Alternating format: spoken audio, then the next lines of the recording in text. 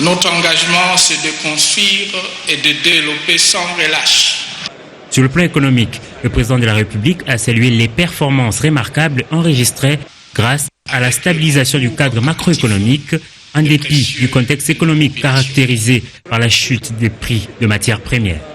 J'ai instruit le gouvernement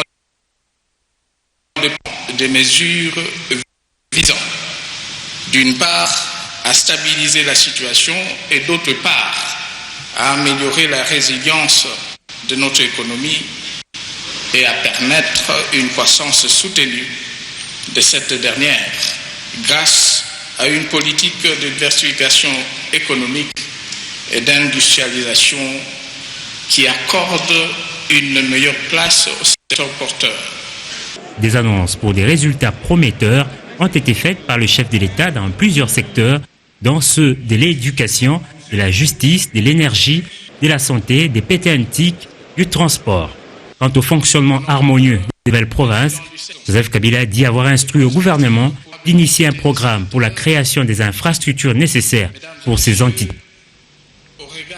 Si le discours du chef de l'État devant le Congrès ne donne lieu à aucun débat dans les couloirs de l'hémicycle du Parlement, des commentaires ont été enregistrés. Sur le dialogue, je suis d'accord par rapport à ça. Pour d'autres aspects, je ne suis pas tout à fait d'accord avec le chef de l'État. Non, globalement, moi je crois que comme il a fait le bilan, c'est bilan pour lui et pour aussi, mais pour moi il est négatif. Sur le plan économique, social, c'est négatif. Le seul point d'accord, c'est sur le dialogue.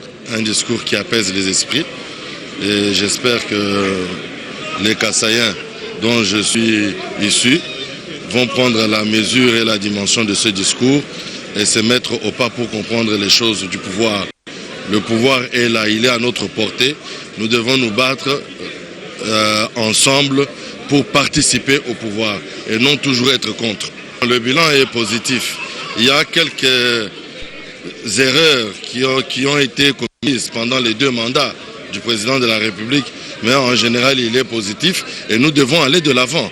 Nous ne devons pas reculer parce que certains points n'ont pas été corrects, mais au contraire l'aider à améliorer les choses et à aller de l'avant. Où le chef de l'État était particulièrement percutant sur la question politique et relativement aussi à la question électorale.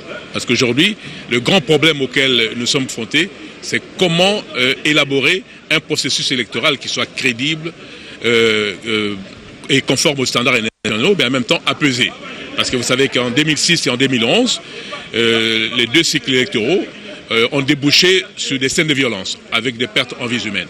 Il faut éviter la reproduction de ces violences. C'est pour cette raison que cette fois-ci, par anticipation, les Congolais doivent se retrouver pour fixer le contour d'un véritable processus électoral qui soit apaisé. Tout a été bien expliqué, pas question de préjugés au niveau de la population. Nous devons adopter un mode de scrutin, ça veut dire le vote sur papier ou le vote électronique qui va nous faire gagner beaucoup plus d'argent.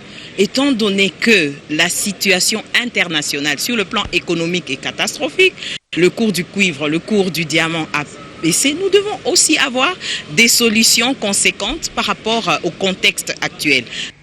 Prenons cette autre réaction avec le député national de l'opposition UNC, Baudouin Mayou, qui lui fait partie des députés absents à ce congrès. Selon lui, rien de nouveau n'a filtré de ce discours. Le président de la République m'a donné l'impression de responsabiliser, de culpabiliser les négationnistes, ceux qui refusent son dialogue. Il a bien fait de dire que le dialogue est une tradition séculaire dans notre pays. Là, je suis d'accord avec lui. Mais lorsque nous avions réclamé ce dialogue, pourquoi l'avait-il refusé? Il est devenu une tradition séculaire seulement aujourd'hui. Je ne comprends pas. Dans un pays, c'est bon quand lui le demande, quand lui le fait. Quand les autres le demandent, ils le font. Non, c'est pas bon. Cette logique-là, je ne comprends pas. Et que ceux qui refusent le dialogue, soutiennent-ils entre les lignes, promettent la mort à la population. Mais enfin, l'opposition promet la mort à la population de quelle manière? Les armes, c'est eux qui les ont. Nous, on a quelle arme? mort que nous promettons à la population. Dialogue national, le commissaire spécial de la province de l'Équateur, le docteur Roger Mwanda, a lancé une campagne de sensibilisation à la population. Ce détail avec Pamasi Otenga. Cette rencontre qui inaugure la campagne de sensibilisation de la population pour le dialogue national est la suite logique des concertations nationales initiées par le président de la République, chef de l'État, Joseph Kabila Kabange, et mise en œuvre à son temps pour l'ex-province de l'Équateur par le gouverneur intérimaire Sébastien Impeto. Dr Roger Mwamba, commissaire spécial du gouvernement pour la province de l'Équateur, clarifie sa pensée à ce sujet. Le chef de l'État a exprimé le souhait de voir la nation tout entière accompagner les différents délégués à ce dialogue national par des conseils avisés. Donc chacun, là où vous êtes, quand vous serez, les gens vont aller dans les concertations, déjà aller dans les conseils. Faites des propositions concrètes qui vont dans le sens de la construction. Parce qu'ici, on ne veut pas que ce soit un dialogue partisan. La majorité organise un dialogue contre l'opposition ou vice-versa. Le dialogue, il doit être tout en étant politique, mais il ne doit pas avoir une appartenance partisane. Ce dialogue doit inclure toutes les couches, même la société civile, pour que les gens arrivent à se mettre d'accord. En entendant les amples détails en rapport avec les critères de participation à ces assises, les participants à celles-ci se sont prononcés favorables à l'organisation du dialogue national. À l'issue de cette réunion de grande importance, les responsables des différentes structures des forces vives ont reçu mission d'aller sensibiliser leurs bases respectives. La réunion de la Troïka stratégique n'a pas dérogé à la règle chaque lundi. La situation économique a été examinée hier et les membres de cette structure ont salué la stabilité enregistrée dans ce secteur. D'autres questions d'actualité, tant au niveau national qu'international, ont été également abordées. Ce jour, Son Excellence, Monsieur le Premier ministre, a présidé la réunion de la Troïka stratégique du gouvernement qui a examiné la situation économique sur le plan international et sur le plan interne. S'agissant de la situation sur le plan international, il a été noté qu'il y a eu l'accord mettant tous les États, les 195 États participants à la COP 21, d'accord sur l'engagement ferme qui a été pris pour réduire les émissions de gaz à effet de serre, et ils ont pris l'engagement de débloquer chaque année 100 milliards de dollars à partir de 2020. Pour ce qui est de la situation financière internationale, d'abord en ce qui concerne la parité euro-dollar, il s'observe le raffermissement de l'euro par rapport au dollar américain. Donc l'euro s'est échangé à 1,1 dollar américain contre 1,07 la semaine d'avant. S'agissant de notre propre monnaie, au taux parallèle, elle s'échange à 935 francs congolais, le dollar américain, tandis que au marché interbancaire, donc au marché officiel, la monnaie s'échange à 927 francs congolais. Il faut noter qu'il y a une stabilité quasi permanente. Eu égard aux graves lacunes et insuffisances constatées dans la production et publication des comptes sociaux en système comptable OHADA, le Conseil permanent de la comptabilité du Congo organise un séminaire de mise à niveau durant 10 jours à l'intention des experts comptables de différentes entreprises publiques et privées. Clôturer les comptes de l'exercice comptable 2015 sans aucune difficulté et présenter les comptes consolidés pour l'exercice comptable 2015 dans le strict respect du référentiel comptable OHADA, matière à réflexion à laquelle s'adonnent les opérateurs économiques, cadres comptables et financiers pointillés. Au regard de multiples difficultés qu'ils éprouvent lors de la production des premiers états financiers de leurs entreprises.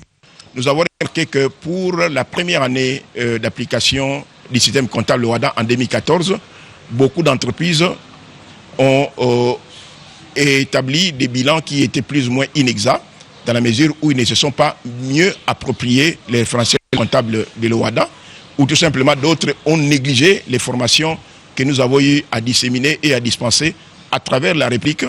Et c'est la raison pour laquelle nous les avons invités à venir nombreux pour que nous puissions corriger ensemble avec eux toutes les défaillances et tous les éléments qui ont fait que les états financiers du système comptable OHADA produits au titre de l'exercice comptable 2014 ont été affectés, disons, de beaucoup de biais qui sont significatifs. Et comme vous le savez, le législateur OHADA érige en incrimination, aussi bien pénale que civile, à l'encontre des dirigeants sociaux qui établissent des faux bilans ou encore des bilans dits inexacts. Organisée par le Conseil permanent de la comptabilité au Congo, cette formation a permis aussi au secrétaire général de dresser le bilan de la première année d'application du référentiel comptable de l'OHADA en RDC.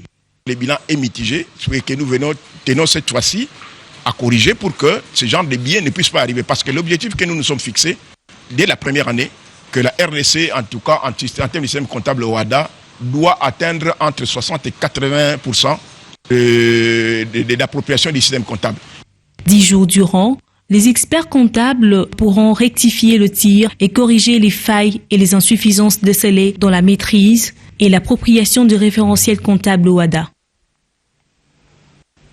3 morts du côté FRDC, un vieillard tué, mutilé et une fille blessée aux côtés de 5 cases brûlées. C'est le bilan des actes terroristes posés dimanche soir au quartier Massoussi, en commune rurale d'Oïch, en territoire de Béni.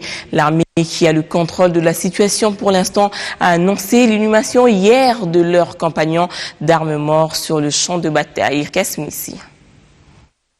Selon le porte-parole AI de l'opération Soukola 1, les assaillants voulaient s'attaquer à une structure sanitaire de la place, mais dissuadés par les éléments des forces armées de la République démocratique du Congo en patrouillé dans la zone. Les derniers hommages ont été rendus ce lundi au bureau du secteur opérationnel Grand Nord au capitaine Rumbugaza Rarema Sébastien, fauché par ses combattants. L'ennemi, un petit groupe, a voulu s'attaquer à un centre de santé dans la banlieue de Wicha. Nos éléments qui étaient déployés dans la partie et qui avaient l'information l'ont intercepté. Malheureusement, il y en avait qui étaient déjà dans la banlieue et ils ont tiré sur 2 adjudants-chefs qui étaient d'ailleurs malades, qui étaient soignés, et également un capitaine à qui on vient de rendre le dernier hommage tout de suite. Cette mise en route des assaillants pousse aux forces armées de la République démocratique du Congo à multiplier des mécanismes pour que pareille situation ne se répète plus. 3e journée de campagne de sensibilisation dénommée Forum citoyen pour le dialogue. Cette fois, c'était le tour de la commune de Galema d'être édifiée par Germain Kambinga sur la question de la tenue du dialogue national, cadre approprié pour aplanir les divergences des uns et des autres. La vraie démocratie passe bien entendu par l'expression populaire. Expression qui privilégie le choc d'idées qui n'est pas à confondre avec l'entretien des conflits communautaires. Les principes sacrés de la démocratie, c'est bien là le message que Germain Kambinga apporte à sa base. Dans la commune de Kintambo, comme à Barumbu, et maintenant à sa 3e étape dans la commune de Ngalema. Le ministre de l'Industrie anime sa campagne Forum citoyen. Démocratie, ezanzela mala. Démocratie, eza oyo Congo eza nango na tina. Mais mboko babengi Congo, toza pe na besoin que mokonzi ya mboka azala makasi po akoka kosimba kostabiliser mboka.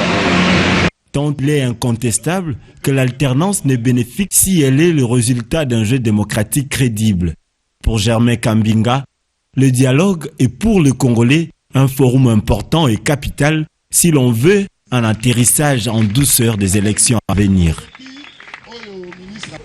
Nous vous le disions en titre, faire le petit ou grand besoin, se soulager. Les expressions utilisées pour désigner le fait de se rendre aux toilettes varient d'une personne à une autre. À Kinshasa, la satisfaction à ce besoin, surtout lorsqu'on est en dehors de la maison, impose des gymnastiques dans certains endroits. Au vu du déficit des installations publiques à travers la ville, quel est l'état des lieux au lendemain de la construction des toilettes publiques? Élément de réponse dans ce reportage. Dans le souci d'offrir à la population des lieux d'aisance dignes, les autorités congolaises ont procédé depuis l'année dernière à l'installation des toilettes publiques dans certaines communes de la ville-province de Kinshasa. Et la municipalité de la Gombe en est l'une des premières bénéficiaires. Ces installations hygiéniques sont tout de même appréciées par des Kinois qui les fréquentent. L'aspect externe m'avait attiré et en entrant, je me suis rendu compte que c'est quand même propre. L'accès à ces toilettes publiques n'est pas gratuit, il faut payer 200 francs. Il est difficile de nos jours qu'un particulier t'accorde sa toilette, mais avec ce genre d'installation hygiénique, nous osons croire que ça va beaucoup aider. Nous sollicitons cependant qu'on puisse étendre cela à travers la ville. Cependant, avec une population provinciale estimée à près de 10 millions d'habitants, Kinshasa éprouve encore d'énormes difficultés de répondre aux soucis des personnes désireuses de se soulager hors domicile. Ces toilettes publiques récemment installées n'étant visibles que d'environ 4 communes sur le 24 que compte la capitale. Dans certains coins, comme celui de Ngalema, se soulager demeure un casse-tête pour la population. Nous sommes au grand marché de l'UPN. Ici, nous n'avons pas de toilettes. En tout cas, c'est pénible quand il faut se soulager. En cas de grands ou petits besoins, nous recourons parfois à la toilette de fortune créée par un des vendeurs de ce marché. Cela moyennant 100 francs. Toilette et zalaka. Mais suite kaka ya na lobara négligence ya l'état yemokona. Place au bâtiment police, ba toilette ezalaka na toilette publique ya IPN. Ceux qui vont mati boko filmer bon mona ba dal etikala. Place où ezaki toilette, si je me trompe pas bâtiment. Nous avions des toilettes publiques à l'époque, mais elles sont transformées aujourd'hui en bureau de la police nationale congolaise. Une autre paire de manches, les normes urbanistiques et architecturales n'y sont souvent pas respectées. Pour les experts, il ne suffit pas seulement de construire, mais encore faut-il observer les conditions, n'excluant pas les personnes à mobilité réduite et les enfants. D'entrée de jeu, il faut signaler que dans un rayon de 300 mètres, il faut retrouver une installation publique, mais aussi accessible dans l'aspect où n'est pas le cachet, pour que ce sanitaire ne se transforme pas en un lieu de banditisme et autres.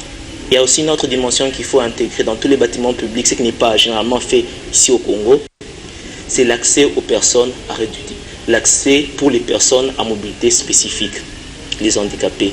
L'amélioration de l'accessibilité à ces toilettes publiques s'impose certes, mais l'implication de services privés dans le processus d'implantation des sanitaires publics doit s'intégrer dans le plan global d'aménagement de l'urbanisme. Jusqu'à présent, nous attendons toujours le plan d'aménagement. Il n'y a pas un plan d'aménagement du pays. Et puis, à cela, au niveau de communes, avoir des plans particuliers d'aménagement. Dans ce plan particulier d'aménagement, essayer de respecter les règles urbanistiques en ce qui concerne ces installations sanitaires. Si l'État ne parvient pas à gérer concrètement cela, il peut confier à des structures qui peuvent bien gérer. Nous avons vu cela avec l'entraîne de route.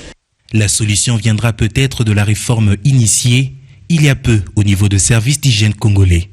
C'est son directeur, un programme de construction de toilettes publiques est en pleine élaboration.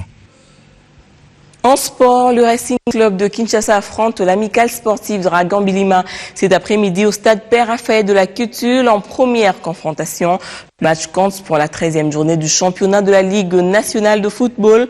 Le FC Moké de Kinshasa va clôturer la journée contre le tout capable Elima. Adeko est entraîneur de l'association de basketball V-Club. Il a remporté les titres de champion de la Liprobakine de la Coupe du Congo en version féminine 2015. L'an prochain, il jouera la Coupe d'Afrique de basketball dans les clubs. Le technicien de la balle au panier nous dresse le bilan de son club et du basketball en République démocratique du Congo. Sur le travail, je crois sur le travail, parce que avec le club est sorti champion de Kinshasa, le tenant du titre, champion du Congo, je crois que là le travail, nous sommes obligés de travailler parce que c'est la Coupe d'Afrique aussi qui nous attend devant aussi. Les d'abord c'est de garder d'abord le titre, de conserver le titre de Kinshasa et la Coupe du Congo. Voilà, donc en plus de ça, il y a la Coupe d'Afrique, l'éliminatoire au mois de mars. Et nous sommes obligés d'être qualifiés, comme vient de faire l'équipe de INSS de Radi, et de bien se comporter en phase finale. Cette année, on va plus viser aussi sur le pressing sur tout terrain. C'est par rapport au voyage que nous avons effectué avec mon directeur technique, Mozin. C'était pour voir la phase éliminatoire de la Coupe d'Afrique, zone 4. Donc nous avons senti qu'il y avait plus de contre-attaque. Et puis, en plus d'avoir aussi la contre-attaque, il faut aussi être physiquement forte. Donc, c'est le travail que nous allons faire pendant tout le championnat. Craindre oui, craindre non, mais respecter oui. Craindre non, mais respecter. Il y a l'équipe comme INSS déjà. C'est notre adversaire déjà direct. INSS revient de la Coupe d'Afrique à Brazzaville puis en Angola. Donc, c'est une équipe avec beaucoup d'expérience. Voilà, et il y a Arc-en-Ciel qui aura une autre image, l'image qu'elle a présentée l'année passée. Il y a l'Atari qui reste égal, hein. C'est Atari, même si il y a des départs, il reste toujours dangereux, comme dit leur nom, Atari. Jusqu'à aujourd'hui, nous jouons toujours à ciel ouvert. Voilà, là, je ne peux pas dire que notre basket se comporte bien. Parce que vous avez vu, INSS, Radi vient de rentrer de l'Angola. Vous avez vu le terrain d'Angola. Voilà, ici, lorsque vous prenez même les tirs, il y a du vent. Voilà, là, s'il passe à contre-attaque, il y a du soleil. Donc, là, je ne peux pas dire que le basket congolais se comporte bien. Non. Mais sur le terrain, on va dire, ça va un peu parce qu'on a eu deux équipes de la RDC qualifiées pour la phase finale. Il y avait Radi et puis INSS. Seulement que moi, je demanderai encore une fois au gouvernement d'essayer de revoir si cette année, au moins, ils pourront supporter le basket. Parce que vous avez vu l'équipe de Radi qui est partie dans leurs propres moyens. C'était compliqué. Avec beaucoup de stress, les filles ne sont pas sûres qu'elles vont voyager. Donc je crois qu'avec au moins la qualification de Radi et de INSS, on doit quand même voir que le basket se comporte mieux quand même.